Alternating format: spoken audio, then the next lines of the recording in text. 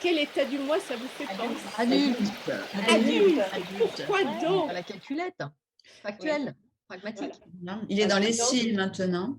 Il récolte ici, les faits. tout à fait. Récolte les faits, ici, maintenant. Quoi d'autre encore? Quels Qui sont calcule, qui va faire des enquêtes, qui va donc essayer de prévoir. Et en fonction de ce qu'il va prévoir, il va pouvoir donc s'organiser. Voilà, donc c'est l'intellect, la réflexion. Il Et est puis- juste avec ses émotions. Oui, Être dis-moi. juste avec ses émotions et Ou en tout cas des émotions appropriées à la voilà, situation, approprié. plutôt que des élans d'émotions qui surgissent du passé. En quoi il peut nous être utile dans l'atelier? Poser le cadre. Poser le garant cadre. du cadre. Oui, tout à fait. Voilà, en cas d'incendie ou en cas d'accident, il sera aussi capable de réagir de façon adéquate. Exactement. Donc, à quel moment de l'atelier ou en quoi il peut être utile, ce parent nourricier? Pendant l'accompagnement, Oui, tout à fait. Pendant l'accompagnement, quels sont ses attributs? Qu'est-ce que... L'empathie et la bienveillance. Oui, tout à fait. Encourager. Tout à fait. Voilà, l'empathie, la bienveillance, les encouragements. Voilà, dans le côté excessif du parent nourricier, ça pourrait devenir étouffant. Oui, pardon? Le côté sauveur. Voilà. Le côté donc surprotecteur qui pourrait glisser sur la pente du sauveur du triangle dramatique. Qu'est-ce que vous avez vu dans votre groupe? Alors nous, on a dit, celle qui donne un coup de pied, qu'elle est capable de se défendre, Ouais. savoir s'imposer, s'affirmer. Une capacité à dire non. Donc, un atelier d'art-thérapie, à quel moment ça peut se manifester? À la proposition, ils ne veulent pas faire. Oui, voire mettre une très mauvaise ambiance, essayer d'allier le groupe. Certainement ce qu'il attend, en fait, c'est des limites. Hein. C'est très dur. Hein. Oui, c'est ça. Mais des limites qui ne soient pas violentes, quoi, qui viennent de l'adulte et pas du parent critique. Ou en tout cas qui soient normatives, mais qui ne tombent pas dans l'attaque ou la contre-attaque.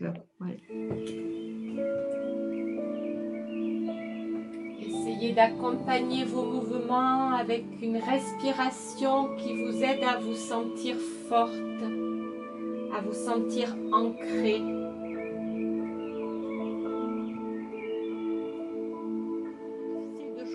Ce qui peut être intéressant dans certains cas, c'est d'inviter les participants à exprimer ce qu'ils ressentent dans l'activité. Donc là, du coup, ça permettrait, comme tu dis Sophie, si les deux participants qui étaient en conflit sont encore dans la colère ou dans la frustration d'avoir été interrompus, ou enfin mille ressentis qui ne seraient pas du tout dans la thématique de votre atelier, vous pourriez les inviter à exprimer ce qu'ils ressentent au sein de l'activité artistique. Ouais. Qu'est-ce qui a émergé dans vos sous-groupes? Une situation où deux participants communiquent de façon destructive. On a cette phrase de parent normatif où on rappelle les règles. Et pour assainir la situation, c'est de les raccompagner donc, et de les inviter à reprendre leur activité, tout en effectivement leur demandant s'ils avaient besoin de quelque chose en particulier. Oui, donc vous avez commencé en adulte, puis en parent normatif pour reposer le cadre, et vous finissez en parent nourricier. De quoi vous avez besoin? Super, comme ça ils se sentent écoutés, entendus. On voit toutes les transactions qui se passent, les interactions, voilà, de ce que provoque tel ou tel état du corps. Pas là-dedans. Alors on a plus continué un peu de jouer jusqu'à la verbalisation finale. Et où j'ai accueilli quand même en tant que parent nourricier finalement un peu l'accueil inconditionnel.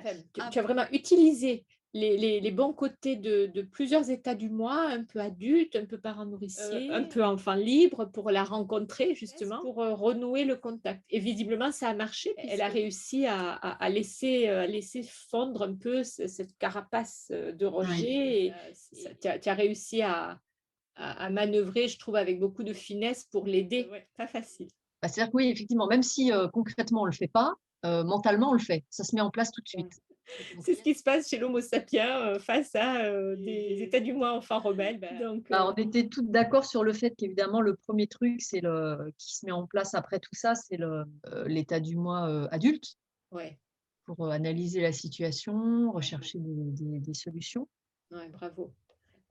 En tout cas, c'est intéressant que vous ayez fait appel à plusieurs états du moi pour pour la même situation. Hein. Ça montre bien qu'en fait, on n'est pas monolithique, on n'arrive pas avec un seul état du moi pour une situation, mais qu'il y a toute cette subtilité. Donc, bravo. Et puis après, le parent nourricier, peut-être pour accueillir la colère, et puis ensuite décider ensemble de ce qu'on fait de tout ça, quoi.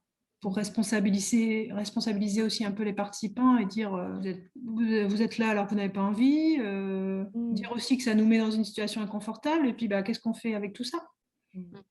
Bravo, c'est vraiment quelque chose de très important. Poser les choses, c'est tout bête, mais ça apaise. Il y a quelque chose de contenant. Et je vous invite à